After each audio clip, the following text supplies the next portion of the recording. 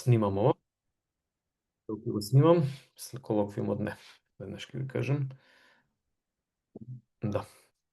Таму имавме некои вежбички, работевме, вежби, не тестови. И правевме со задржување и стегнување и со движење. Па имавме активни и пасивни и така да генерално ни е јасно дека ќе го поминеме овој дел уште еднаш. Приметувате каде е флексибилност. Овој слайд го користам одамна.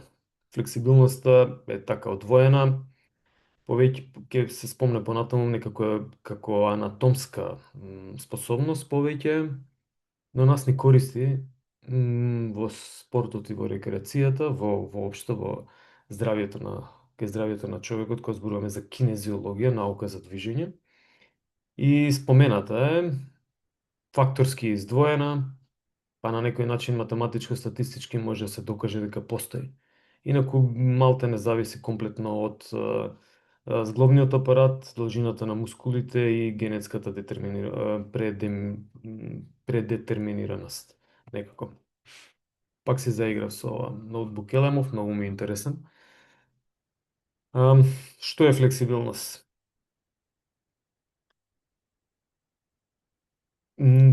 И тука ќе кажам уште еднаш, немојте на памет да учите дефиниции. Вие како ја разбирате таа моторичка способност? Затвори очи и раскажи што ти подразбира за таа моторичка способност.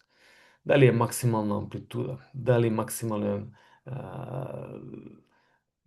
опсек на движење, range of motion, дали е комплетно истегнување, кога ќе кажете, па ќе ве потпраша што е истегнување, бидејќи зборуваме за флексибилност и истегнување на некој начин.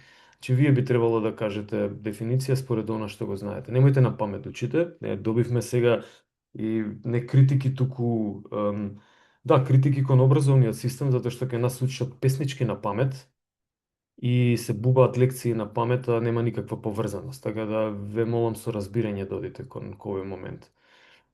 Дали е важна моторичка способност? Е важна, особено во процес на рехабилитација, каде што заради недвижење се појавуваат контрактури и се намалува тој опсег на движење во зглобовите, но за некои спортови е екстремно важна, пример во гимнастика.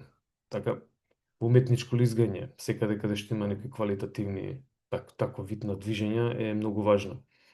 Дали е само способност или моторичка категорија, анатомска категорија, ете, нешто споменав, затоа што да, ние можеме да ја подобруваме, што значи е тука со тренинг може да интервенираме. Ма дали зависи од внесот на кислород, креатин, фосфатот, маснотиите, дали зависи во кој режим работиме аеробен, анаеробен, за разлика од други моторички способности. Дури координацијата не зависеше многу од ова, така. Прецизноста исто може би не, ама рамнотежата и ова зависи каква е, па се комбинира со некои други моменти. Тие беа координацијски. Ова е флексибилност посебно издвоена и она не зависи некако многу од метаболниве процеси во позадина што се случуваат, па затоа се нарекува дека е тука некако анатомска категорија. Сте слушнале термин кој ќе каже го истегна мускулот, не тренира или треба да се рехабилитира некој временски период. Значи постојат два вида во екстреми гледано, два вида на истегнување. Ние пробуваме да зборуваме за физиолошко, значи оно што е нормално истегнување за да добиеме флексибилност.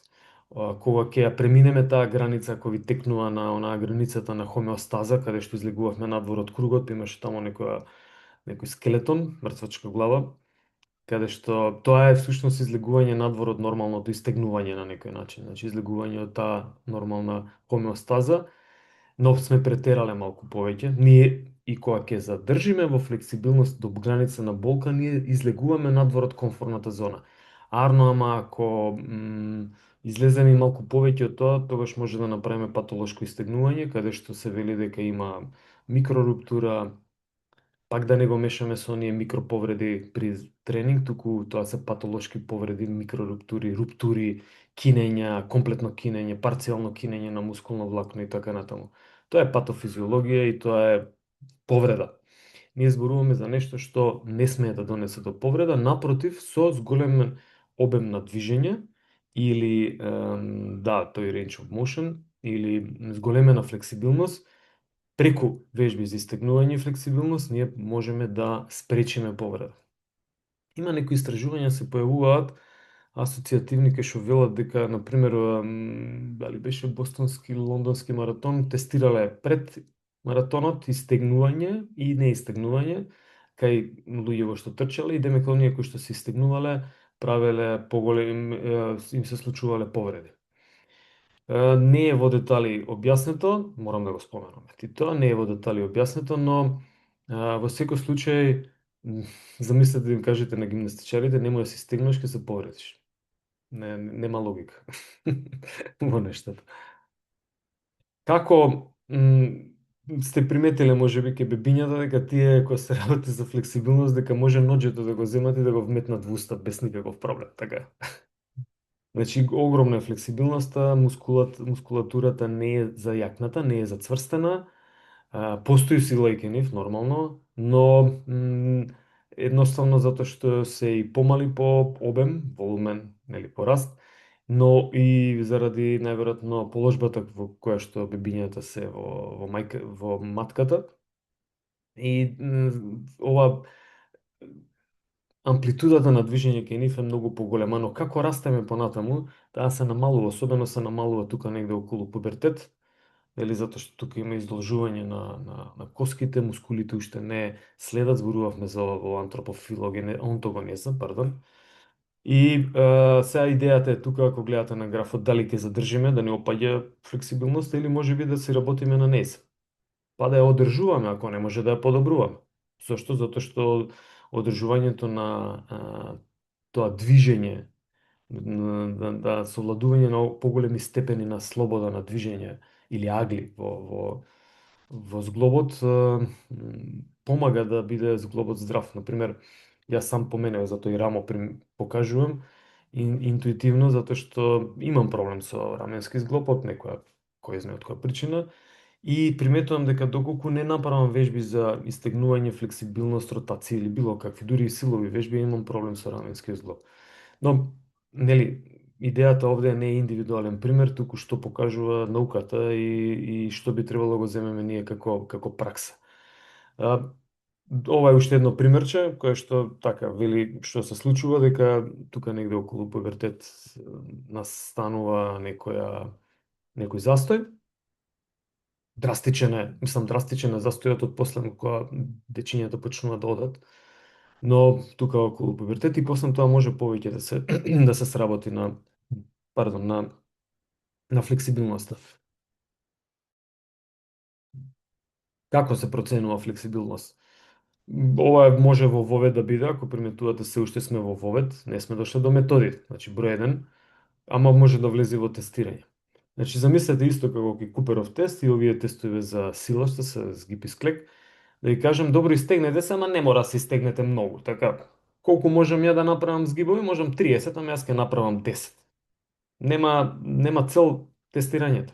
Истото и тука, замисли во било кој во индиректен метод, длабок предклон треба да направи од десната страна.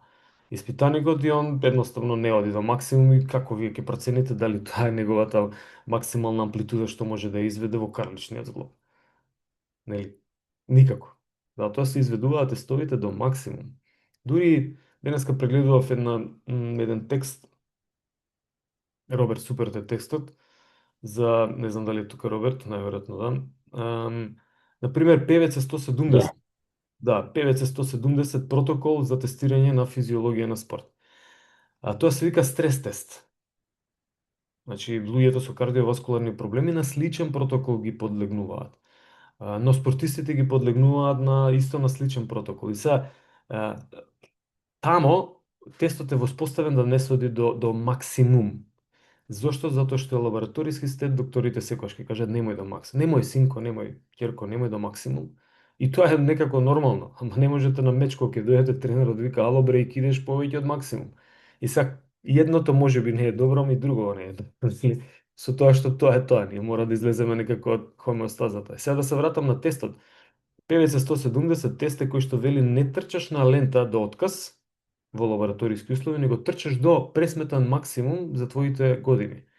Па, например, не знам, мислам дека мои години се можда 150-160 срцево чукување, ваше е 170, негде мислам дека затоа и тестот е наречен PVC 170, не сум сигурен, може да проверите, а тоа е протоколот за тестирање. Значи, инкрементал или зголемувачки протокол на дозирање на оптоварувањето, каде што се забрзува лентата, но се забрзува и нивото.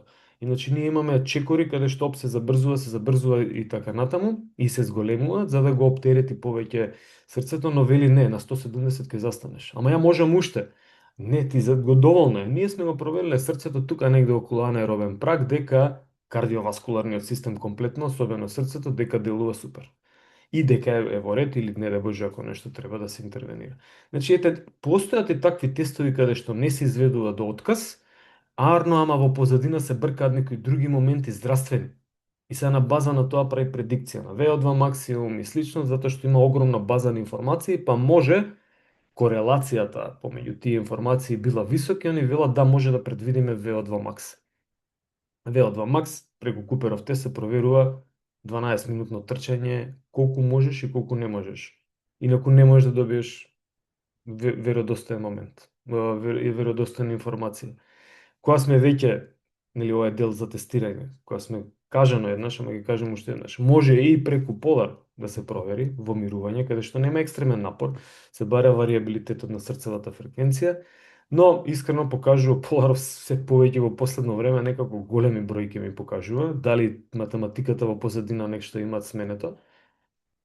Ама пак може да се користи како системски, значи денеска, па задутре да проверам пуште. Па ако има промена, тогаш може да кажеме, еј да, добро, сум подобрил VO2 максимум или не сум подобрил.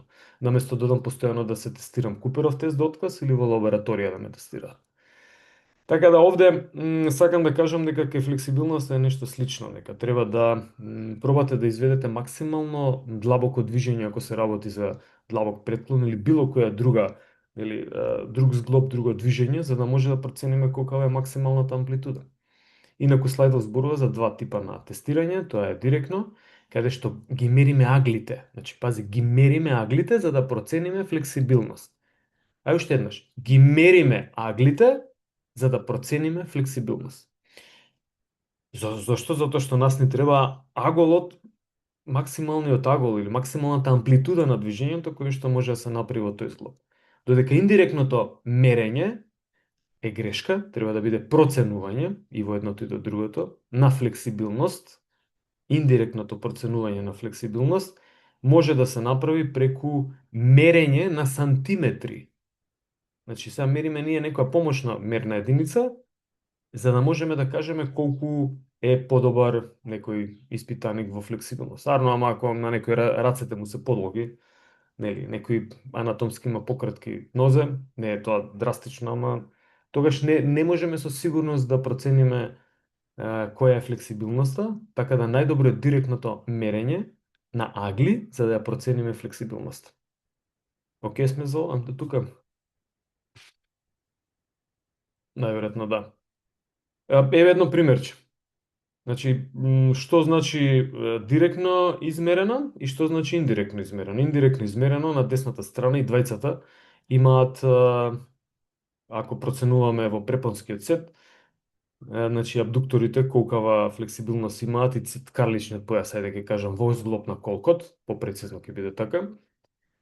При странично одножување, тогаш може да приметите дека на десната слика и двајцата испитаници имаат иста флексибилност. Арно, ама ако одиме со аглите, тогаш на левата страна приметувате дека испитаникот што е во синов всушност има многу подобра флексибилност, така затоа што ги мериме аглите за да процениме флексибилност. Таа е разликата помеѓу директната и индиректната метода. Од што зависи директно? Значи зависи од актомиозинскиот апарат во саркомерата. Значи, уште еднаш, ова го зборувавме таму кај издржливост, мислам дека беше и генерирање на сила, актомиозинскиот апарат, значи колку може да го истегнеме саркомерата, колку е на горната слика може да се види контрахирана, контрахирана саркомера на долниот дел од горната слика, втората слика, а на првата слика, најгорната, може да се види екстензирана, издолжена саркомера. Значи, и од тоа директно зависи анатомски колку ние можеме да го истегнеме мускулот. Значи, тој што има генетска предиспозиција за подобра флексибилност, најверојатно може повеќе да истегне саркомерата. На ниво на саркомера ние зборуваме и некои други зглобни моменти кои што се лигаменти, анатомската површина на здобовите, па некаде дозволува и сублуксација да се случи, значи да излезе надвор зглобот од нормалното лежиште за да направи поголема флексибилност, но тоа се исто патолошки појави. Така да, од што зависи? Зависи од мускулот, од лигаментите, од зглобниот апарат, од многу моменти зависи. Да, ова е тоа што го кажав, контрахирана и неконтрахирана и релаксирана саркомера. Какви видови? Значи, ова е вториот дел, под број 2, како се дели флексибилноста, ја поминавме активна, пасивна, динамичка, статичка. Не должа многу, на час го сработевме тоа, отприлика кажува слайдов. Значи, ако е активна, тогаш имаме ние со нашата мускулатура вложуваме напор. Ако е пасивна, тогаш ние не вложуваме напор со нашата мускулатура, туку силата на истегнување доаѓа од надвор. Таа може да биде земјина тежа колку што ќе не повлече, или некоја сила од надвор, партнер, машина и така натаму. Во двете овие варијанти, активна и пасивна, постоја статичка и динамичка флексибилна. Статичката е кога нема движење, нула движење, динамичката е кога има движење или зибови, работиме 1, 2, 3, 4, 100, 200 и така натаму. Статичката мериме секунди. 3 секунди, 5 секунди, 10 секунди, 20 секунди, 30 секунди, 100 секунди и така натаму. Какви, значи, покрај динамички и статички постојат и пеене вежби за истегнување, ќе ги видиме на крај, тоа е проприорецептив neuromuscle facilitation. Значи, на ниво на проприорецепција, проприорецепција изборувавме, ама ќе се спомене, ми беше интересен слайдов, па затоа го ставив тука. Да, овој треба да го трнам. Сега приметувам. Зборуваме сега конкретно кај динамичките вежби. Значи, тоа се вежби кои што се изведуваат со движење, ризикот повреда низок ако е контролирано, ама секогаш имате болка и секогаш проприорецепторот или оној muscle spindles ќе вели дека доста, немој да ми стегнаш повеќе. И така натаму. Но, добри се овие динамички вежби за загревање, така кажавме. Нели, за загревање се супер, затоа што вие правите. Тоа се вежби за обликување се нарекуваат. Значи, во вежбите за обликување работиме вежби за сила, вежби за истегнување и вежби за загревање во едно. Значи, многу се користат динамичките вежби за истегнување за време на загревање. Статичките вежби, ќе дојдеме ке статичките, ајде ќе дојдеме ке статичките. И сега, ова го зборував на предавање. Пазете колку ви треба за спортист за да направите повторување во една серија за да евентуално има подобрување на флексибилноста во рбетот. Пазете во колкот, во рамо, значи 100 повторувања треба да направите надолу, горе, надолу, горе, надолу, или наместо тоа може да задржите статички.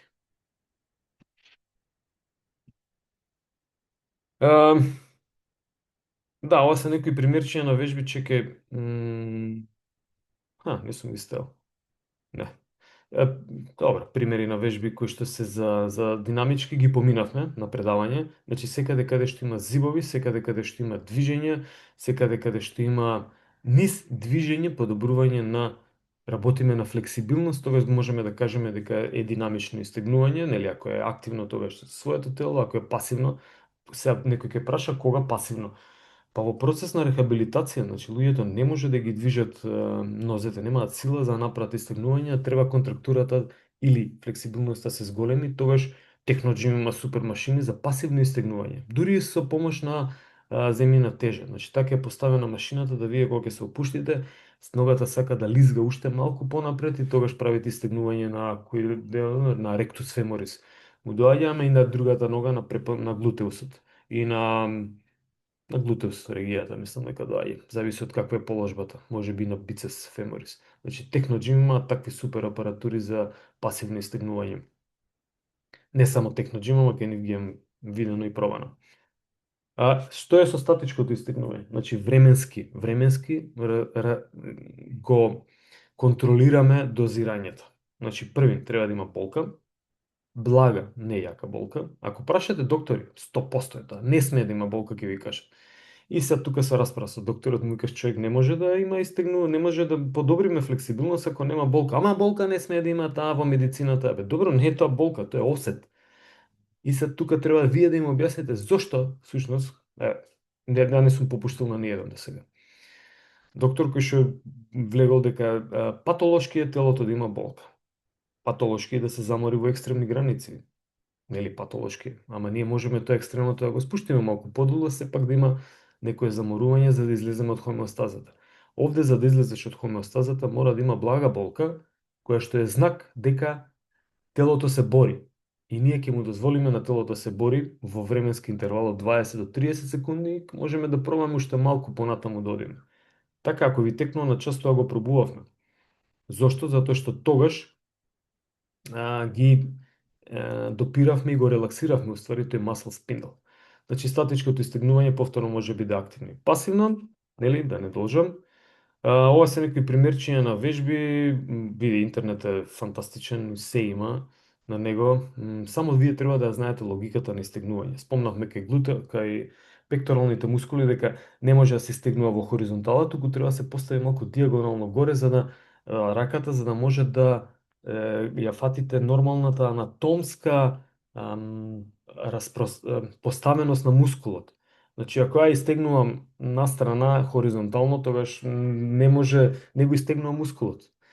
Арнома, за да го допра мускулот, треба да по неговата должина на протегање да направам истегнување. Така да и за ова не должам, поминете се на предавање.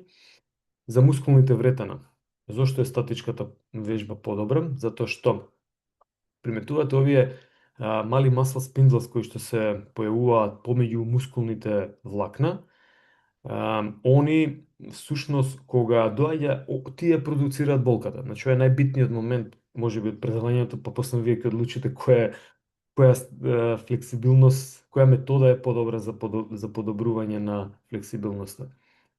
Значи, кога истегнуваме статички и динамички, истото се случува, има болка. И затоа застануваме ние, не одиме екстра повеќе. Арно, ке статичкото истегнување, болката може да ја контролираме. Како? Оваа болка се појавува затоа што овие muscle spindles праќаат информација до централниот нервен систем, доста ке ме скине. Ој, ке го прекине мускулов, дај прекини болка, праќа болка и ние болка се штитиме од болката. Арно, после 20 до 30 на секунди истегнување, во истата положба, болката ќе престане. Зошто? Затоа што телото веќе направило адаптација, многу брза адаптација направило. И вели, добро, овој нема да ме истегне сега мене, не праќам повеќе болка, сме се разбрале. Компромис сме направиле. Во тој момент може да пробаш уште малку, во тој момент тоа уште малку ќе донесе уште мала болка, која што всушност е болка на страна, но ние сме го зголемили уште малку range of motion, или амплитудата на движењето, сме ја зголемили уште малку. Што значи ние сме интервенирале после 30 на секунди на подобрување на флексибилноста веќе. И тоа телото го помни. Затоа оваа статичка флексибилност е многу подобра за подобрување на флексибилноста, овие статички методи, отколку динамичките. Динамичките реков дека се подобри за загревање, статичките се подобри за подобрување и релаксирање. Вие на овој начин исто така ги релаксирате мускулите. Пази, ако има голема болка, тука нема релаксирање. Значи, тука телото да се бори. Но, овој стреч рефлекс е основата за статичкото истегнување. Да, еве ги како изгледат muscle spindles натре, се наоѓа и ова, и стреч рефлексот го зборувавме за кај експлозивност. Нели, таму каде што имаш отскокнување. Еве го и тука, супер. Океј, значи, да, овој слайд ќе ми врши работа за во експлозивност. Значи, што правиме всушност? Ние мислам, зошто се појавува овој стреч рефлекс? А уште еднаш ќе се вратам назад на ова. Ако се се провоцираат овие muscle spindles, они го блокираат движењето и прават контракција назад. Значи даваат во многу краток временски период информација дека за да не се издолжи премногу мускулот, контрахирај го мускулот. Значи тоа е идејата на muscle spindles. Вели, овој ме истегна, направи контракција за да се заштитам. Значи во згрчена некоја фетус состојба, нели, која телото себе се брани, а истото и ке мускулите. Ја го истегнувам премногу и онда болке и вели muscle spindles, сега контрахирај го назад, врати го назад во почетна положба. Тоа истото многу ни користи, тој стреч рефлекс многу ни користи при отскокнување. Зошто? Затоа што ако приметите вака се, први, кога е девојката на кутија, на бокс, на кутијава, нели, и она сака да скокне, истото се случува и кога е на иста подлога, не мора да биде на кутија. Ние правиме замав, ние први се спуштаме долу и всушност го провоцираме интуитивно стреч рефлексот. За да ние ги стегнеме мускулите, стреч рефлексот изреагира и вели сега контрахирај. Тоа сега контрахирај всушност нас ни помага за да можеме да скокнеме многу повеќе во височина или во далечина. Вториот момент е овде кога правиме вакво, ова е вежба за експлозивност со промена на ниво се нарекува. Значи од едно ниво доскокнуваме на друго ниво или одскокнуваме на друго ниво, се едно овде е доскок на друго ниво и правиме уште некој одскок. И сега при доскокнувањето надолу повторно се појавува истото, телото треба да закочи. Во моментот на кочење имаме всушност ексцентрична контракција на мускулите и затоа се нарекува плиометрија. Плиометриска или ексцентрична контракција. Во тој момент, ако е многу оштро, тогаш ние правиме и контракција, но правиме и стегнување на muscle spindles. И повторно тука се вклучуваат muscle spindles и ни помагаат да подскокнуваме. Така да еве стреш рефлексот во два момента го спомнавме, кај експлозивна сила и кај вежби за флексибилност статички, каде што многу помага. Сега, ова е пронајдено анатомски како всушност телото работи и ние пробуваме да го искористиме во тренинг. Имате ли прашање во однос на овој дел?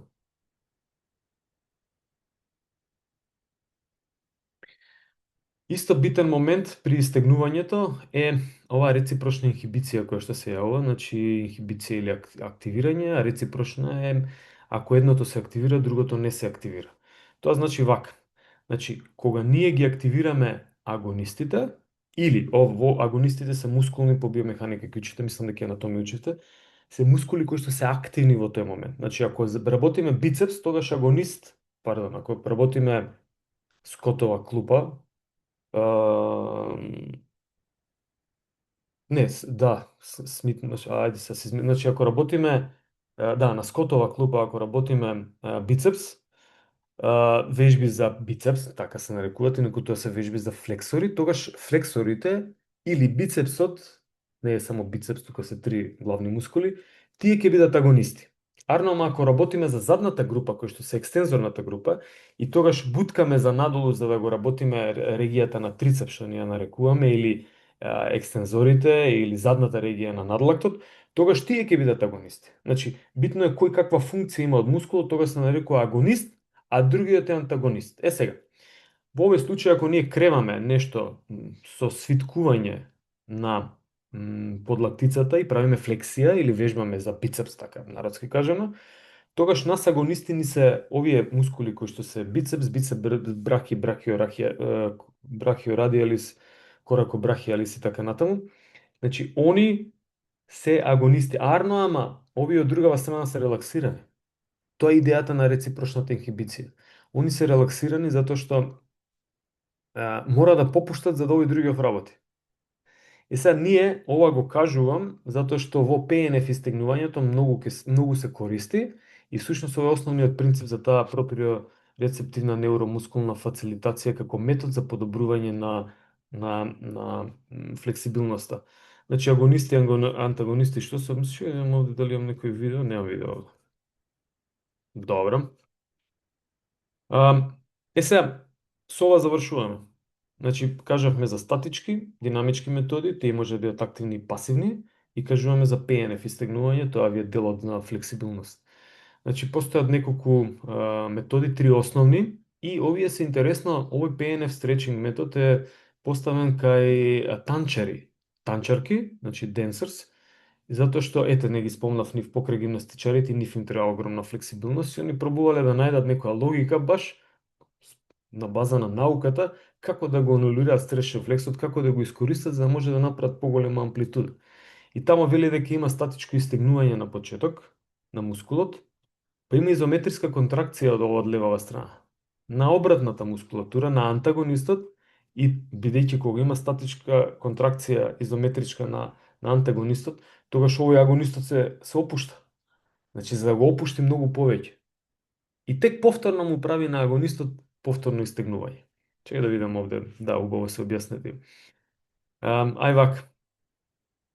Први што значи проприоцептивна невромускулна фацилитација, значи внатрешни рецептори, невромускулен пристап, обработка. Вака некао машински ќе го преведеме. Но тоа е значи обработка, вклучување на невромускулните проприоцептори во флексибилност. И сега вели дека ова првото е контракт релакс, така се нарекува CR, каде што имаме статичко истегнување, па изометриска контракција, време трајање 7 до 15 секунди, па повторно статичко истегнување на истите овие првите мускули. А ова крак друго вели дека има статичко истегнување, па изометриска контракција на истите мускули, па статичко истегнување, па изометриска контракција на антагонистите. Значи, вака се. Јас ви давам само насоки за ПНФ, кој го интересира може да се провери. ПНФ се употребува и го употребуваат на вистина врни спортисти и онаму во спортови каде што треба поголема флексибилност. Ние да се држиме до динамички и до статичките вежби, мислам дека ќе завршите огромна работа со тоа што да ја знаете логиката на употреба на кога динамички вежби, кога статички вежби. Тоа е идејата. Статичките за подобрување на флексибилност може да бидат и пред загревањето, ама после тоа влезете со динамички загревање, па со општо загревање, па со специфично загревање. На крај на тренинг статички има логика, динамички нема. За подобрување на флексибилноста нема ни логика после секој тренинг да правите истегнување, туку подобро направете еднаш, два пати неделно, добар тренинг од 20 до 30 минути за истегнување ќе има поголем ефект отколку секој тренинг треба повторно 20-30 минути да лежите да се истегнувате. Ако на некој му одговара тоа да го прави после тренинг, го почитуваме и го прави. Затоа што тоа може да биде и добра метода за опоравување после тренинг, истегнувањето, и едноставно се направил, или таа спортистка или рекреативец си направиле добра пракса. Значи тоа исто треба да го почитуваме. Затоа што ние, особено после тренинг, спортистите бараме методи како побрзо да ги вратиме назад за да се опорават, како побрзо да почне процесот на опоравување. Со статичките вежби и истегнувањето може да почне процесот на опоравување побрзо, не е докажано. Генерално 99% од методите за опоравок, ладна вода, компресии, чуда, не се докаже. Арнова по логика на нештата субјективно им помагаат на спортистите и едноставно штом они осеќаат дека им помагаат, а има позадина, значи зошто компресија, затоа што прави стиснување на нуспродуктите, зошто истегнување, повторно истегнување, па има релаксирање, зошто ладната вода прави контракција на мускулите, вазоконстрикција и ги изфрла исто така нуспродуктите побрзо, па треба да влезе повторно крв после тоа. Па може би топло-ладно некој му одговара и така натаму. Нордиски земји, ако ги прашате, добили сауна топло. Нас ако не прашате, ако одиме долу на топло, ние викаме ладно, ладно, ладно. Затоа велам, субјективно е малку, но врши работа, им помага и треба да го почитуваме дури и истегнувањето како метод за релаксација. Јас имам толку. Имате прашање во однос на ова? Да се надоврзам за овие работи, нели рековте дека не се докажани, но сепак се добри како аналгетици и тоа добро помага во самото чувство кај самиот спортист и човек, што дополнително и на психички растерела, така да од огромна помош. Да, од огромна помош е и треба да се работат и треба да се посвети внимание на се. Значи, пази, некој не му одговара медитација после тренинг, некој апсолутно му помага. Зошто? Затоа што ние пробуваме преку конекција, еве, сега додека зборувам во моментот, да пробате да го осетите палецот на десното стопало. Ние правиме конекција со своето тело. Во тој момент кога правиме конекција, јас пробувам да пратам огромен број на импулси, пробувам да го релаксирам тој дел и едноставно и начинот на мислење, зборување веќе се менува, затоа што ја влегувам во некоја друга состојба на релаксација.